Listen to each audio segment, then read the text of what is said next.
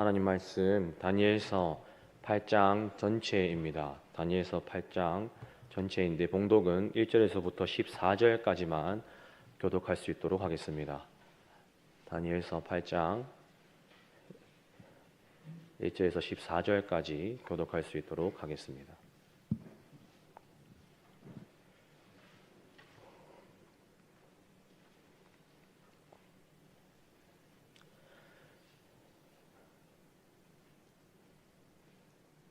다 찾으신 줄 알고 제가 먼저 1절 읽겠습니다.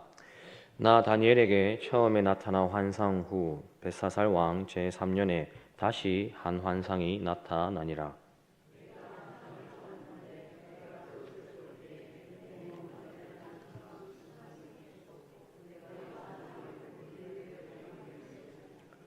내가 눈을 들어본즉 강가에 두 뿔 가진 순양이 섰는데 그 두 뿔이 다 길었으며 그중 한 뿔은 다른 뿔보다 길었고 그 긴 것은 나중에 난 것이더라.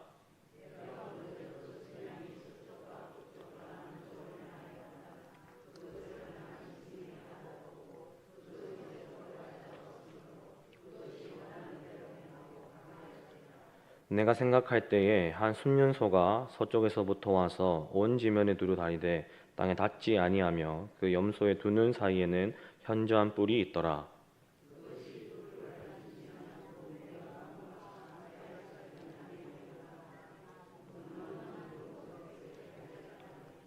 내가 본즉 그것이 순양에게로 가까이 나아가서는 더욱 성내어 그 순양을 쳐서 그 두 뿔을 꺾으나 순양에게는 그것을 대적할 힘이 없으므로 그것이 순양을 땅에 엎드려 뜨리고 짓밟았으나 순양을 그 손에서 벗어나게 할 자가 없었더라.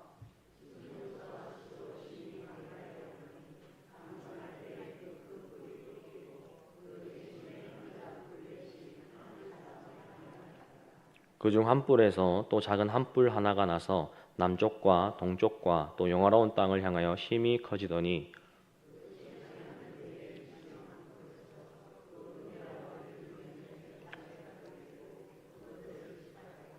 또 스스로 높아져서 군대의 주제를 대적하며 그에게 매일 드리는 제사를 없애버렸고 그의 성소를 헐었으며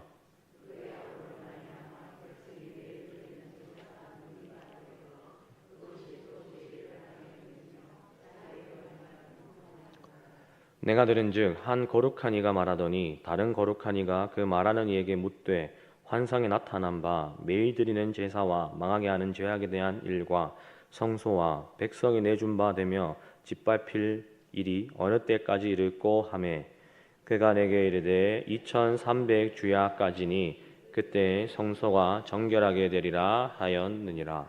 아멘. 복음은 복된 소식, 좋은 소식이라고 합니다. 어떠한 소식이 나에게 있어서 좋은 소식이 되기 위하여 충족되어야 할 조건이 하나 있다면 그것은 바로 그 소식이 나와 상관이 있는가입니다. 마치 이런 겁니다. 어느 날 뉴스에서 앵커가 이런 소식을 전한 것입니다. 인류가 드디어 암을 정복할 수 있게 되었습니다. 이제 모든 암을 치료할 수 있는 백신과 치료제가 발명되었고 곧 보급이 될 것입니다.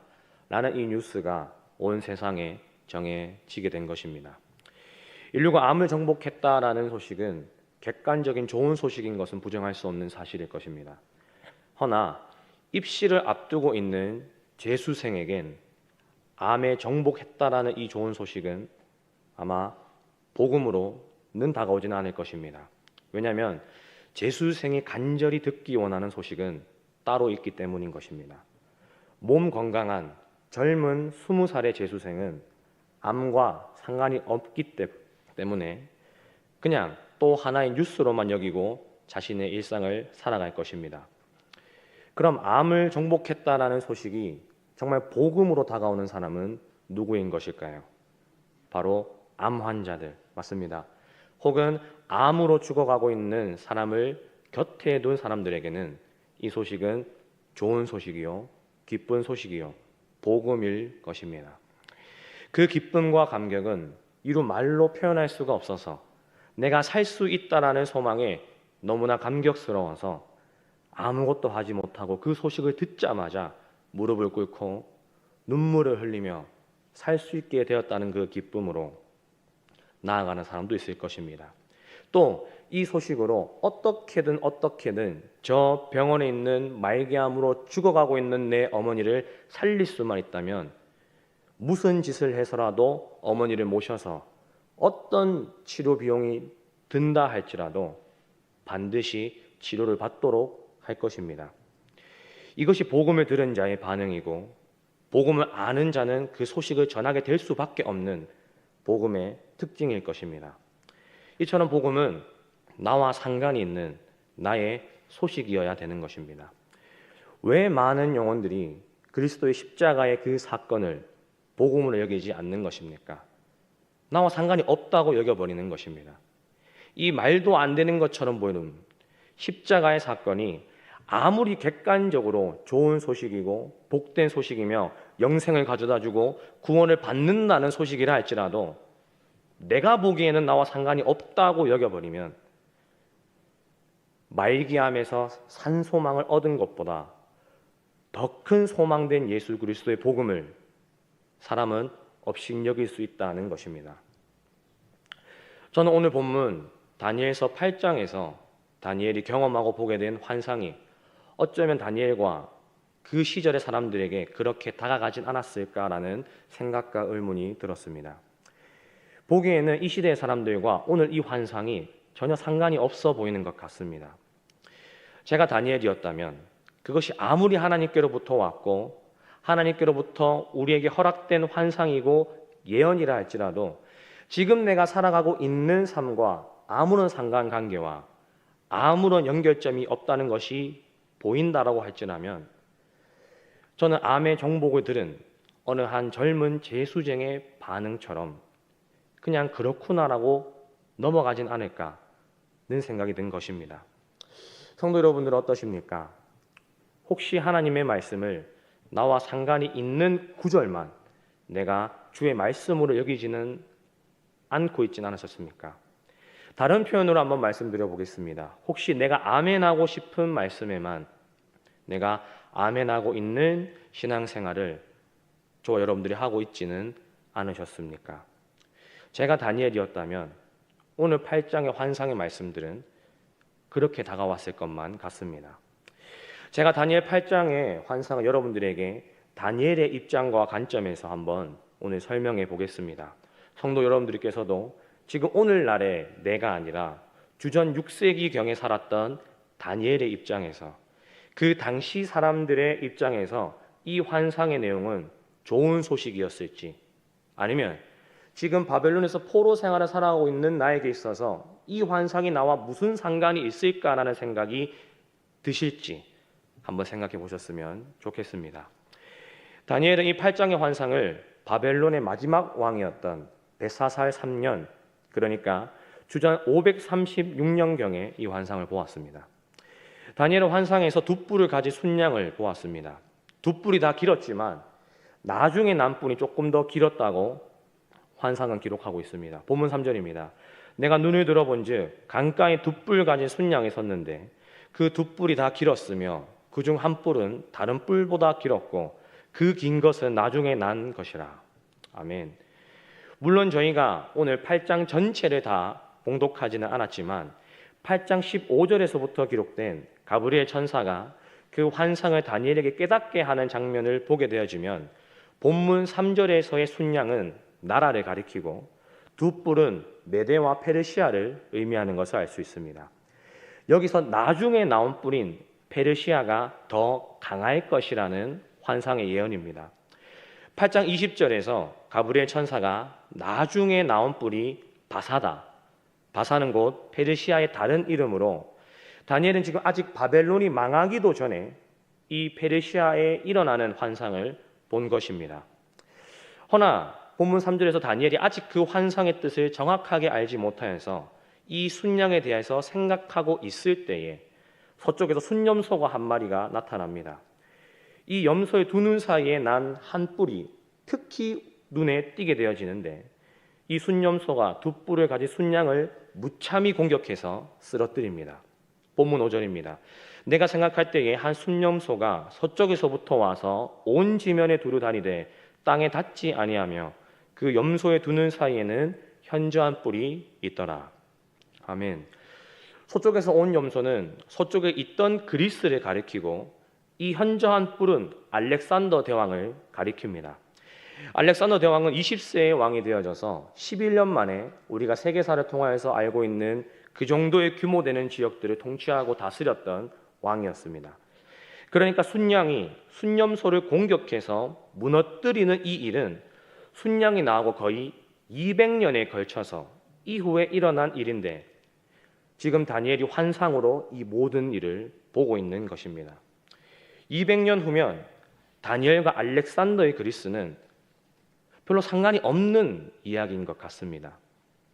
그런데 그 순염소가 점점 더 강력해지기 시작하더니 가장 강성해졌을 때에 최전성기 시절 때에 갑자기 그 큰 뿔이 꺾이고 네 뿔이 사방을 향해 나왔습니다. 8절입니다. 순염소가 스스로 심히 강대하여 가더니 강성할 때에 그 큰 뿔이 꺾이고 그 대신에 현저한 뿔 넷이 하늘 사방을 향하여 났더라. 실제로 알렉산더 대왕은 그의 권력이 가장 최전성기일 때 하늘을 찔렀을 때에 그 33살의 많은 학자들이 추측하는 것처럼 모기로 인한 말라리아로 갑자기 일찍 죽게 되어집니다. 그 뒤에 그리스는 정말로 마게도냐, 소아시아, 애굽, 바벨론과 시리아라는 총 4곳의 영토에서 4왕조로 나뉘게 되어집니다. 이처럼 다니엘은 본문 8장의 환상을 통하여서 바벨론에서 페르시아, 페르시아에서 그리스에 걸쳐서 약 370년가량의 일들을 허락된 이 환상을 통하여서 예언을 듣게 된 것입니다. 오늘날로부터 370년 뒤에 일어날 일인데 가브리엘 천사가 다니엘에게 아무리 설명을 해주고 깨닫게 해주어도 오늘날에 살아가고 있는 우리는 성경과 세계사를 통하여서 어느 정도 이 환상이 어떤 나라이고 어떤 대왕들이고 어떤 일들인지 알 수 있을지는 모르겠지만 지금 바벨론의 시대에서 포로 생활을 하고 있는 다니엘과 이 환상의 내용을 들은 유대인들은 아마 이 모든 환상들을 명확하게 알 길은 없었을 것 같습니다. 그렇게 막막하고 있을 때에 이 환상의 마지막 장면에서 다니엘은 성전의 제사가 사라지고 성소가 헐어지며 하나님의 이름이 모욕을 당하기까지 하는 그 예언의 환상까지 보게 되어집니다. 여러분들이 만약에 다니엘이라면 혹은 포로 생활을 살아가고 있는 치열한 삶 가운데에서 연명하고 있는 유대인들의 백성이라면 이 환상을 들을 때에 어떤 심정이 들으실 것 같습니까? 만약 제가 다니엘이었다면 저는 이 환상과 나와 무슨 상관이 있을까? 믿음의 영역까지도 아마 안 갔을 것만 같습니다. 다니엘이 8장에서 경험한 모든 환상과 예언들은 오늘날을 살아가고 있는 우리가 살펴보게 되어질 때 하나도 응하지 않은 것이 없이 모두 일어나는 것으로 파악되어집니다. 본문 14절에서 이야기하고 있는 2300주야까지 딱 들어맞는다라는 것을 증명한 신학자도 있다고 합니다. 그렇게 어떤 신학자들은 이 다니엘서 8장에서의 예언과 이 세계사의 일들이 너무나 구체적으로 맞아떨어지기 때문에 다니엘서는 다니엘이 쓴 것이 아니라 적어도 이 환상의 내용은 다니엘이 쓴 것이 아니라 다니엘 시대 이후에 다른 어떤 사람이 믿음의 조상격 되는 다니엘의 이름을 빌려서 다니엘의 이름으로 기록한 책은 아닐까라고 주장하는 의견도 있다고 합니다. 허나 오늘 제가 이 본문을 통하여서 여러분들과 함께 나누고 싶은 것은 370년에 걸쳐진 이 예언이 고작 80년 평생, 길어야 100년 인생 살아가는 당시의 다니엘과 이스라엘 백성들에게 도대체 무슨 의미가 있었을까라는 질문이 오늘 제가 여러분들과 함께 나누고 싶은 질문입니다. 그들이 이 환상 앞에서 어떤 생각을 하였을까요? 바벨론의 포로 기간에 그 수치, 또 바벨론 이후에 귀환하였다 할지라도 끊임없는 환난과 시련, 또 예루살렘의 성전이 부정해지고 성소가 헐어지는 수치와 모욕들이 지금 이 다니엘과 백성들이 마주한 환상인 것입니다.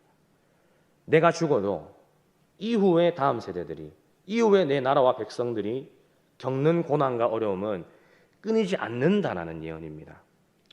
페르시아가 온 세상을 점령하는 것처럼 보이더니 절대로 망하지 않을 것만 같았던 페르시아가 망하게 되어지고 헬라, 그리스가 일어납니다. 알렉산더라는 위대한 왕이 동서남북으로 온 열방을 제패하고 있을 때 모든 나라가 그 힘과 권세 앞에서 무릎을 꿇었지만 그리스도 갑자기 사라지게 되어지고 대대로 영원히 통치할 것만 같았던 그 나라가 순식간에 네 개로 쪼개지고 나뉘게 되어지는 겁니다. 제가 만약에 이 환상과 예언을 들은 다니엘이었다면 그 앞에 서 있는 하나님의 백성된 이스라엘이 너무나 초라해서 할 수 있는 것이 아무것도 없는 것만 같아 보여서 이 거대한 세계사의 흐름 속에서 이 하나님을 믿는 민족들은 성전이 헐어지고 무너지는 것이 코앞에 있는데도 아무것도 할 수 없는 무능한 나라인 것이 너무나 뼈저리게 느껴져서 정말 구약의 정탐꾼들이 얘기했던 정말 우리가 메뚜기와 다를 바가 없는 것처럼 보여서 이 환상 앞에서 먹먹하기만 했을 것 같습니다. 아직 바벨론의 포로 기간은 끝나지 않은 상황이지 않습니까? 근데 페르시아니, 그리스니, 알렉산더니 하는 이야기들은 당시에 처참한 포로 생활을 살아가고 있는 그들에게 현실적으로 와닿지도 않고 좋은 소식도 아니며 뜬구름 잡는 얘기로 들렸을 것입니다. 메대와 바사가 무슨 말입니까? 지금 바벨론에서 포로로 끌려와 언제 내 인생이 마감할지도 모르는 처참하고 치열한 생계에서 아무것도 하지 못하고 아무것도 선택을 할 수도 없고 아무런 주권도 없는 이 나라가, 이 삶이 그 앞에서 펼쳐진 이 환상과 예언은 무슨 이야기란 말인가? 그래서 어쩌란 말인가라는 이야기로 들렸을 것이란 말입니다.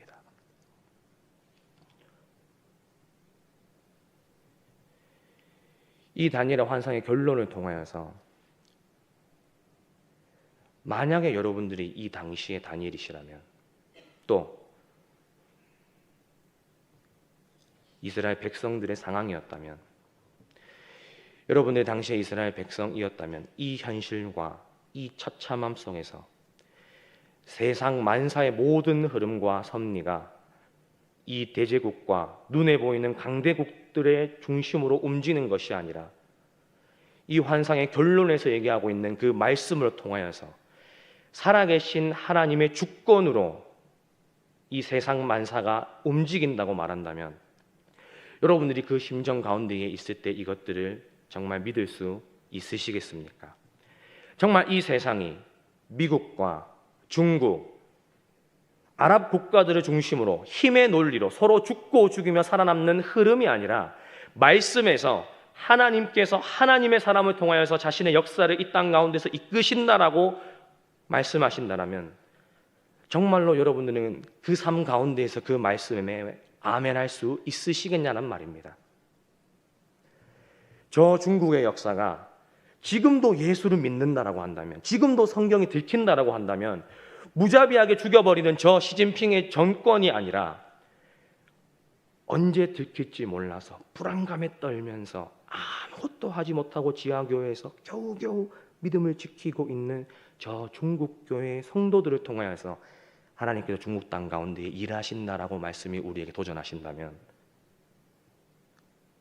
정말로 여러분들은 그 말씀이 여러분들에게 복음으로 다가오신다라는 것을 여쭙고 있는 것입니다. 오늘날에 살아가는 저와 여러분들에게 이러한 믿음이 정말로 있는 것입니까? 진실로 우리에게 이러한 믿음이 있는 것입니까? 아니요. 아멘이라고 하기는 어려울 것입니다. 나조차도 눈에 보이는 힘과 능력이 나와 상관 있는 것처럼 보이는 소식으로 여기고 있다는 것입니다. 힘과 권세 앞에서 한국 교회와 성도가 아무것도 할 수 없어서 저 예수 그리스도의 나라는 나와는 아무것도 상관이 없는 소식으로 나조차도 모른 척한 채 인생을 살아가고 있는 나의 본 모습이 있기 때문에 진실로 아멘이라고 할 수는 없을 것만 같아 보인다는 것입니다. 오늘 보면 8장 말씀에서 다니엘이 본 이 예언적 환상의 결론은 이 나라들과 이 제국들이 다 강하고 위대하고 활력을 친다 할지라도 이 모든 나라보다 위대하고 강한 나라가 반드시 임할 것이며 그 나라의 왕께서 온 땅을 정결케 함으로 말미암아 열방을 다스린다라는 것이 이 다니엘이 보았던 환상의 결론이었습니다. 이것이 우리의 참 복음입니다. 다른 것이 복음이 아니라 이것이 정말 하나님의 말씀이다라는 것입니다. 그 말씀을 가지고 현실 앞에 나아갔을 때 진실로 이 말씀이 우리에게 복음이 되냐라는 것입니다. 이제 이 복음으로 오늘날에 살아가고 있는 저와 여러분들에게 오늘 본문 말씀은 도전하고 있는 것입니다. 다니엘서의 환상은 우리에게 도전하고 있는 것입니다. 이 8장의 예언은 다른 것이 아니라 하나님 나라에 관한 예언입니다. 하나님의 통치에 관한 예언입니다. 구약의 유대인들도 알고 있었을 것입니다. 세상이 이기는 것이 아니라 하나님이 이기신다.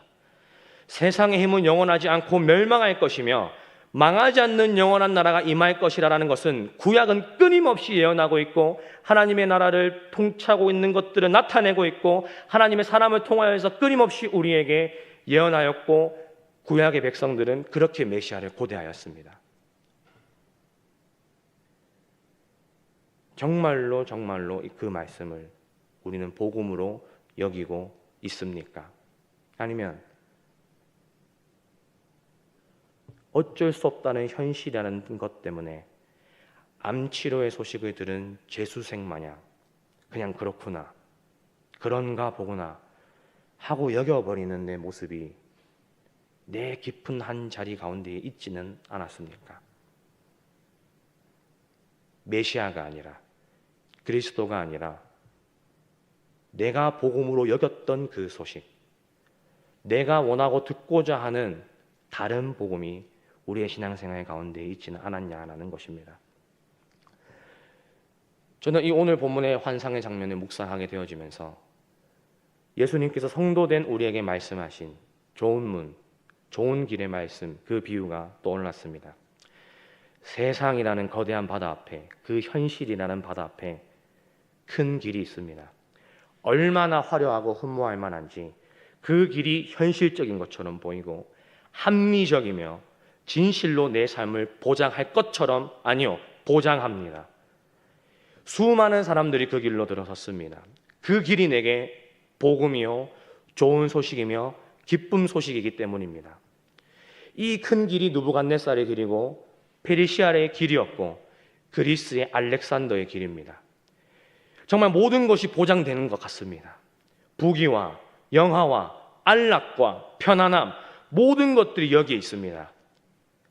허나 오늘 본문 말씀이 우리에게 도전합니다. 많은 이들이 복음으로 여기며 걸어갔던 그 길은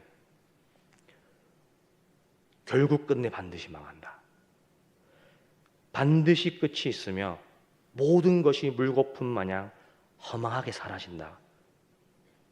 이것이 오늘 본문 환상이 진실로 보여주고 있는 것입니다. 그리고 또 다른 길이 있습니다. 너무 험하고 좁아서 아무도 즐겨 찾지 않는 길입니다. 현실과 동떨어져 보이는 것만 같은 길입니다. 이것을 좋은 소식이라고 여기기에는, 이것을 기쁜 소식이라고 여기기에는 앞뒤가 안 맞는 것처럼 보이는 그 길이 있습니다.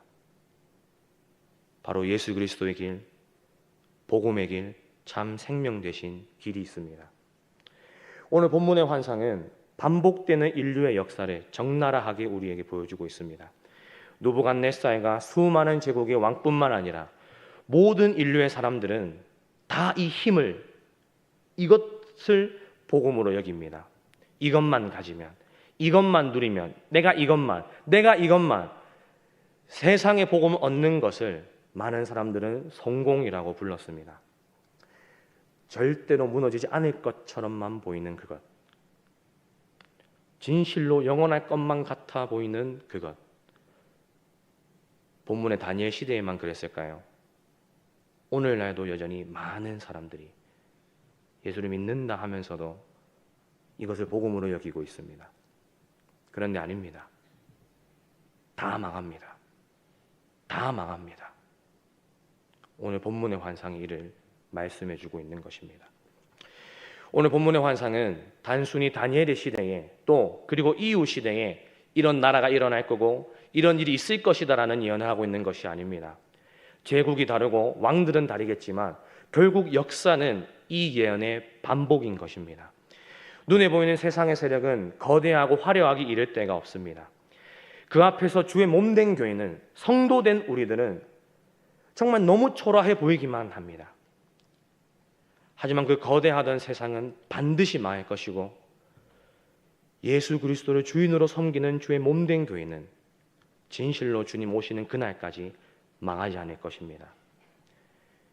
전능하신 여호와 하나님이 지금도 살아계시기 때문에 역사의 주체는 저 눈에 보이는 강대국이 아니라 초라해 보이고 비록 미비해 보이고 그 어떤 영향력도 끼치지 못할 것처럼 보이는 그 하나님의 한 사람, 그 여호와 편에 선 하나님의 그 한 사람, 그 하나님의 사람들이라고 오늘 본문은 우리에게 도전하고 있는 것입니다.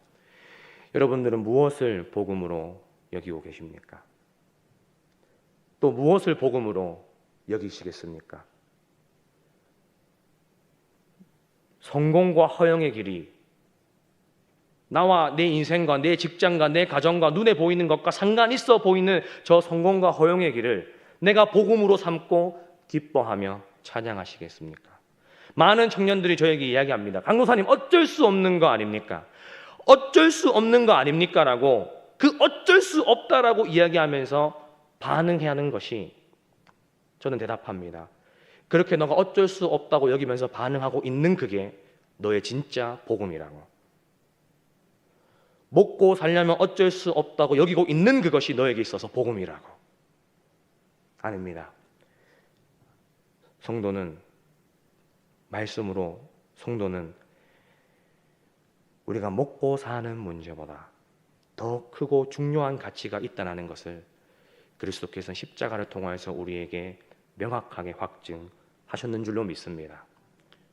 물론 이 높은 파도 앞에서 예수 믿는다라는 것이, 내가 태국 땅에서 선교한다라는 것이 아무 의미 없어 보이는 그 일상의 시간들이 우리에게 찾아올 수도 있겠지만, 그러나 그럼에도 우리에게 말씀을 통하여서 보여주신 그 역사의 결론 앞에서 예수 그리스도를 믿는 성도는 이제 그 복음으로 살아가는 삶이 무엇인지를 담대하게 우리의 일상 가운데에서 묵묵히 보여주고 나타내야 될 때라는 것입니다. 여러분이 듣기 원하시는 기쁜 소식은 무엇입니까? 나의 좋은 소식은 진실로 무엇입니까? 정말 예수 그리스도의 복음이 나와 내 삶과 내 영혼과 나의 전인격과 상관이 있는 기쁜 소식으로 여러분들은 예수 그리스도의 복음을 기뻐하고 감격하고 계십니까? 기도하겠습니다. 사랑의 하나님, 감사합니다.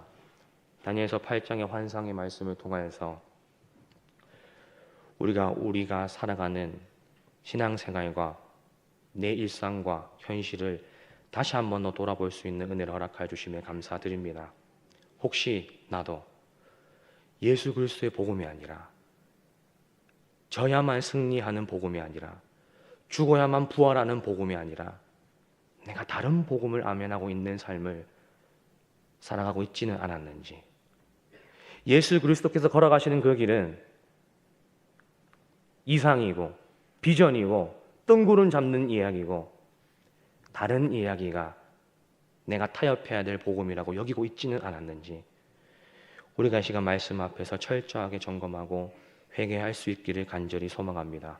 성령께서 다시 한번 복음을 향한 감격과 기쁨을 회복시켜 주셔서 그럼에도 불구하고 내가 복음의 길을 담대히 나아가겠다는 그 결심이 우리의 가정과 직장과 일상 가운데에서 흘러 넘칠 수 있도록 성령께서 은혜 베풀어 주시옵소서.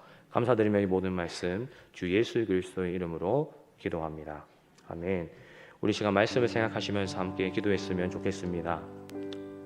예, 주님,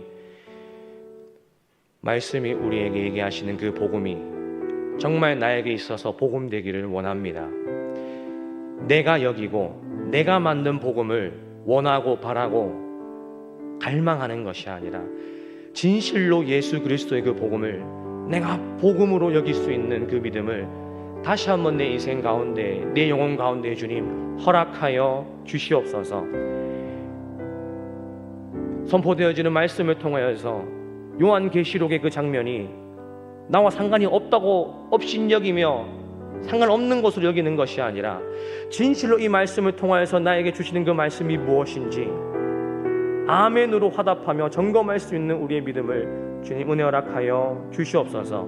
복음을 복음답게, 예수를 예수답게 왕으로 섬기며 살아가는 우리의 신앙생활 되어줄 수 있도록 성령께서 은혜 허락하여 주시옵소서. 말씀 생각하시면서 이 시간 기도하시면서 주님 앞에 나아가겠습니다. 기도하겠습니다. 사랑하는 하나님 감사합니다.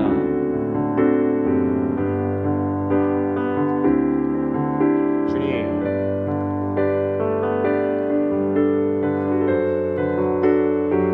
내가 원하는 말씀만 아멘하지 않기를 원합니다. 주여,